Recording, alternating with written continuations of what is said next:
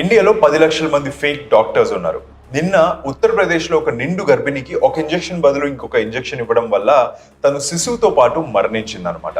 అసలు ఇండియాలో ఇంతమంది ఫేక్ డాక్టర్స్ ఎందుకున్నారు?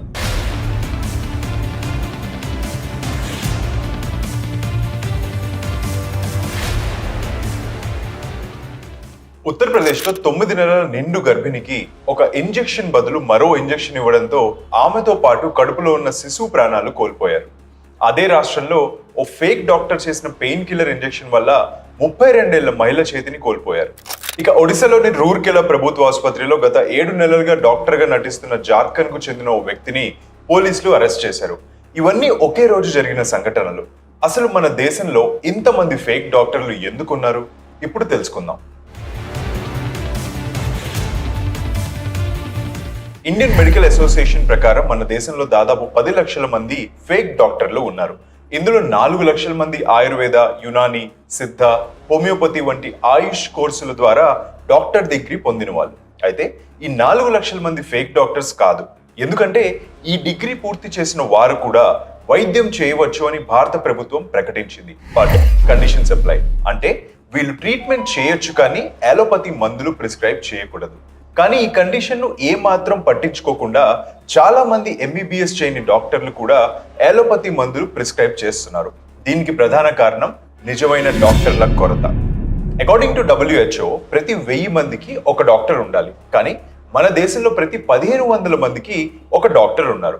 ప్రపంచంలో ఏ దేశంలో లేనన్ని మెడికల్ కాలేజీలు ఉన్నప్పటికీ ఇక్కడ డాక్టర్ల కొరత ఉంది.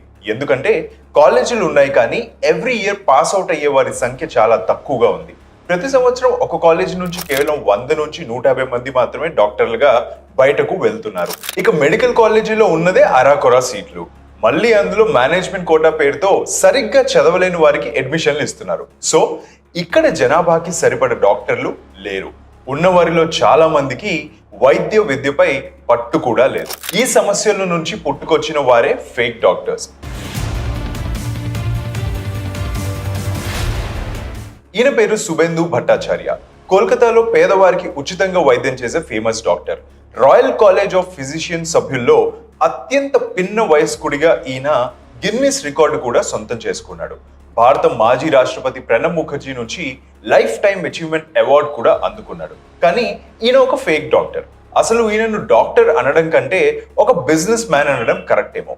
ఇలాంటి వాళ్ళు ఇంజెక్షన్ చేయడం, ఏ నొప్పికి ఏ మెడిసిన్ ఇవ్వాలి అనేవి తెలుసుకుని వాళ్లే సొంతంగా ఒక క్లినిక్ పెట్టుకుంటారు. వీళ్ళు మనకి ఫేక్ డాక్టర్లే కానీ మన దేశంలో డాక్టర్లు అందుబాటులో లేని అనేక గ్రామీణ ప్రాంతాల్లోని ప్రజలకు వీళ్లే ఎంతో కొంత సహాయపడుతున్నారు. గ్రామీణ ప్రాంతాల్లో ఎప్పుడో ఒకసారి మెడికల్ క్యాంపులు ఉన్నప్పుడు మాత్రమే డాక్టర్లు వస్తారు. మిగతా సమయంలో ఈ ఫేక్ డాక్టర్లే 24 గంటలు అక్కడే ఉంటూ ప్రజల సమస్యలు తీరుస్తారు.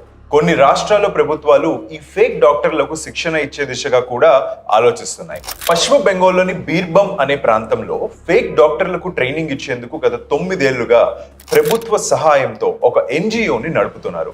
ఈ ఎన్జిఓ వ్యవస్థాపకుడు అభిజిత్ చౌదరికి ఒకసారి పాము కాటేసింది. అప్పుడు ఒక ఫేక్ డాక్టర్ అతడిని బ్రతికించాడు. అందుకే ఆయన ఈ సంస్థను ఏర్పాటు చేశాడు. అయితే ఈ ఫేక్ డాక్టర్స్ ప్రతిసారి ప్రాణాలు కాపాడతారని అనుకుంటే మాత్రం అది పొరపాటే. వీళ్ళ వల్ల ప్రాణాలు పోగొట్టుకుంటున్న వారి సంఖ్య కూడా చాలా పెద్దగానే ఉంటుంది. అందుకే Indian medical association fake doctors కి పూర్తిగా వ్యతిరేకంగా ఉంది. ఇప్పటికే IMA అన్ని రాష్ట్రాల్లో ఫేక్ డాక్టర్స్ ను పట్టుకొని అరెస్టు చేసే ప్రక్రియను కూడా ప్రారంభించింది. అసలు ఈ ఫేక్ డాక్టర్స్ ను పట్టించుకోకుండా వదిలేయాలా లేదా వాళ్ళ వద్ద ట్రీట్మెంట్ తీసుకోవాలా అనే ప్రశ్న మనం ఒక మారుమూల గ్రామంలోని ప్రజలను అడిగితే సమయానికి నిజమైన డాక్టర్ లేనప్పుడు ఫేక్ డాక్టర్స్ ని ఆశ్రయించక తప్పదు అని చెబుతారు. మరి ఈ ఫేక్ డాక్టర్లపై మీ అభిప్రాయం ఏంటి? కామెంట్ చేయండి. మరిన్ని ట్రెండింగ్ ఎక్స్ప్లెయినర్స్ అండ్ ట్రెండింగ్ టాపిక్స్ కోసం వే2 న్యూస్ యూట్యూబ్ ఛానల్ కి సబ్స్క్రైబ్ చేసుకోండి. అలానే వే2 న్యూస్ ని ఎవ్రీ మినిట్ ఫ్లిప్ చేస్తూ ఉండండి.